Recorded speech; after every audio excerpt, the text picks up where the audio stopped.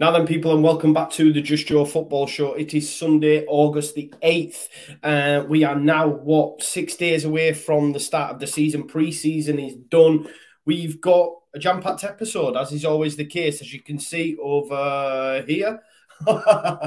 Over there, we've got Villarreal transfer news and any other biz, a section that I'm calling any other biz at the end of the video. Before we get in, as always, thank you so much for all your continued support. It means the absolute world. You'll be sick of the sight of me soon. Yesterday, we had the Daily Leeds, we had the big preview, and we had, of course, the watch-along of the Villarreal game. So thank you so much for all your support. And let's get into today's video. And this is the moment when I take a stand. So, guys, we're going to start, first of all, with, of course, the final pre-season game. Leeds pitted their wits against Europa League champions Villarreal. Of course, Villarreal beat Manchester United, next week's opponents, actually, in our opening game in the Europa League final. And we played them in our final pre-season game, and it was a joy to watch. It was good. It was good. Pre-season has been a bit like pulling teeth. It's been okay because it is only just pre-season, but I know for certain sections of the fan base, they were getting really frustrated with it. Of course, it's not been great, but for us to come away with not being beaten, it was 2-2 in the end. Goals from Patrick Bamford and Matthias Klick for Leeds United after going down as well after about 30 seconds, if that. It might have even been less.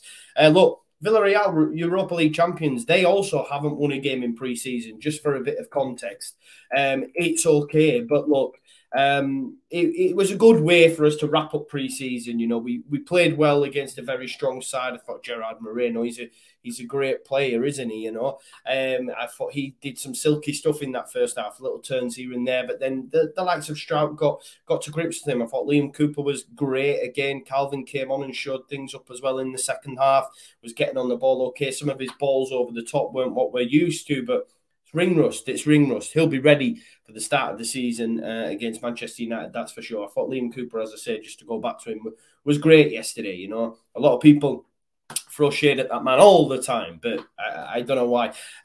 Look, we were without Diego Llorente. I brought you the news on this show just a couple of days ago. It looks like he's going to miss the start of the season, and of course, Junior Thorp didn't start either. I'm not sure what's going on with Junior Thorp. Someone said he was still at Thorp, so he's probably doing some bits there. There was bits on his Instagram story, and it meant that Stuart Dallas went in at left back. Look, Stuart Dallas is an adequate left back. He's a great midfielder. He's just a great footballer. But ultimately, we bought Junior Thorp to be our left back, and him not starting, like as soon as I seen it, I thought, please, please, please, and I'm pleading now to the football gods, let that guy not be injured. You know, we want to see him fit, ready, raring to go on that opening day, because I think him and Jack Harrison down that left-hand side will be, you know, special for us. But look, I'm just glad we didn't lose the game. I thought we were going to. I said so to use yesterday, you know. But I thought it was a really good performance. I thought Matthias Klick took his goal well. Bamford, right place, right time. Cooper getting on the end of a header that crashed off the crossbar and fell straight into Bamford. I thought Bamford was great yesterday.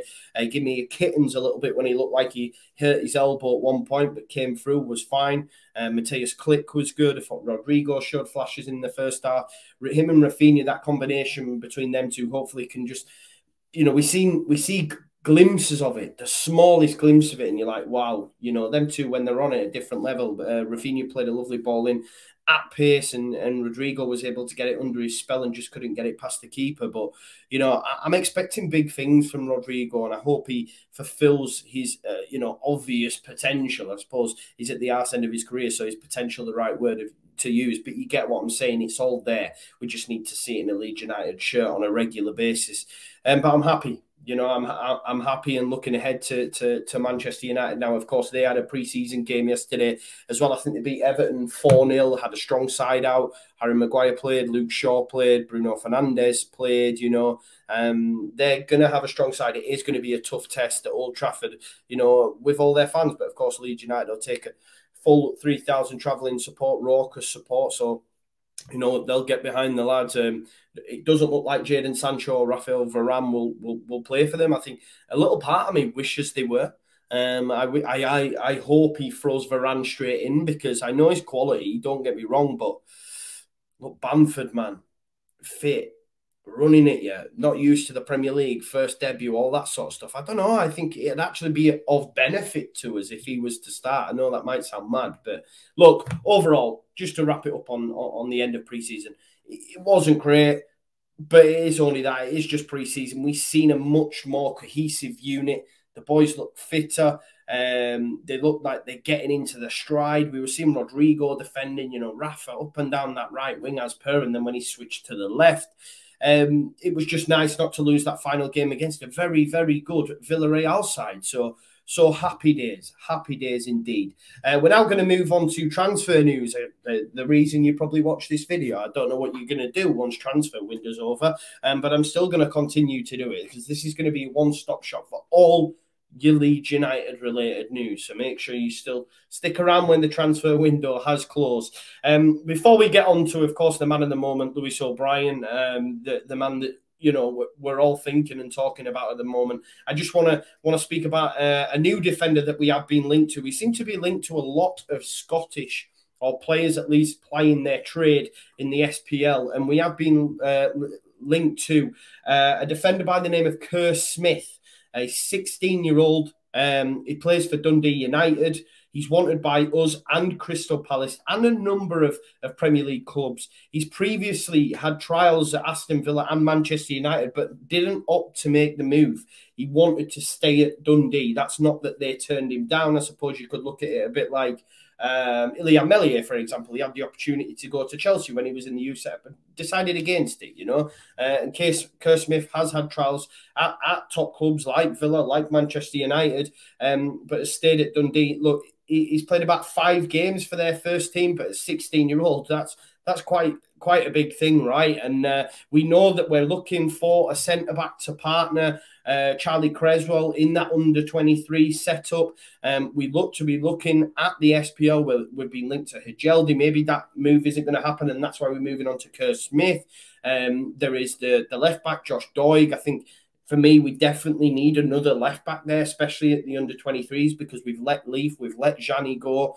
Liam McCarran's been playing there and was on the sub-bench in yesterday's pre-season friendly. So whether or not, you know, Bielsa sees him as adequate cover if, for example, Thorp doesn't play and Dallas is also out, you know. A lot of things that have to happen, but I still think it's evident we need a left-back for me to be in the under-23s at least, you know, ready to break through. Obviously, Leaf wasn't at the level required in Bielsa's mind. So it's one to keep an eye on. Kerr Smith, a 16-year-old defender at Dundee United.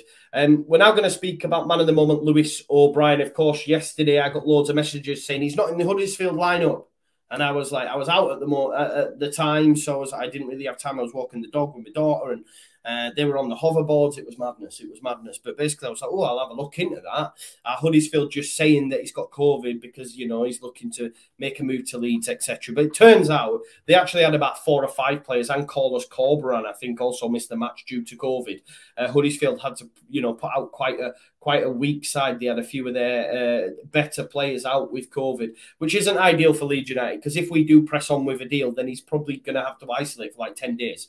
So any hope of getting him in before the season starts probably gone anyway, you know. And I think, you know, we're not going to see him anytime soon anyway. I suppose he may be well versed to a certain aspect in the Bielsa methods, because Carlos Corberan tries to employ this murder ball and took a lot of what he learned from Bielsa to Huddersfield. So maybe that will stand him in good stead. But look, we know that we had a bid rejected. I know previously I was told it was accepted, it wasn't. And we've now actually heard the amount of that bid that was put in. Apparently, Leeds United bid between 2 to 3 million for Lewis O'Brien, which, in all honesty, I think it's taking the piss. If I'm being honest, Premier League mentality, throwing your weight around. And why not? Don't get me wrong, why not? I mean, Huddersfield might have accepted it. I suppose you've got to go in low, haven't you? You don't want to go in high and then say we want more, and then you're in between a rock and a hard place. But I feel like between 2 and 3 million is really, really low, especially when they value him at 10 million. He's one of their key assets. Yes, he does just have 12 months left on a deal, but they do have an option to make that for a further year, so that strengthens their case a little bit. But of course, Huddersfield turned around and said, no, not a chance, rejected, you know. I know from like LUFC fans on a source close to the player, you know, they weren't even aware of an offer at the time. I think it was that Desiree, that poor, that it hadn't even been translated to people close to Lewis O'Brien, you know. So it seems that Leeds tried to take, you know, the mick a bit with that. I love it, don't get me wrong, but, you know, the Championship club are obviously holding out for a significantly higher fee for the 22-year-old. He's one of their better players. He's Premier League bound, even if it's not for Leeds United. And we're now being told, and it's led to believe that Leeds United are set to table a new bid, a significantly higher bid as well. What that means, I don't know. Will it be 5, 6? I don't know. I don't think we're going to pay 10. But ultimately, as I said to you the other day, I do believe it is a case of when, not if. We missed out on Gallagher. There's that name again. I really do need to let him go. And we're now at Lewis O'Brien. And I think we have the funds to be able to complete that deal, even if it means that we have to match the 10 million asking price. I don't think it's going to get close to that. The fact that we've put in 2 to 3, you're probably looking at 5 to 6 is the next deal. And then Huddersfield have to really consider it, don't they? Because it's a lot of money, and it's a case of, all right, he has only got 12 months. Yeah, we can extend it. But, you know, if we weren't to sell this window and no one else comes in, then next season, you know, we will have to accept something between 2 to 3 million. So they're in a bit of a sticky situation as well. By all accounts as well, it's understood that the midfielder is ambitious and he is very, very keen to join Marcelo Bielsa's squad. If indeed a deal can be done, of course he would. You know, he's played at Huddersfield. He's played on loan at Bradford City. He's well versed in West Yorkshire culture, I guess you could say. He joined them at an under 11. He knows about Leeds United. And look, Leeds United are the team in Yorkshire, not just in West Yorkshire, in Yorkshire. I won't have anyone say any different. People will disagree that aren't Leeds fans, but if we're being totally honest, Leeds are the Yorkshire team, you know. So, of course, he would want to come to a huge club like Leeds United.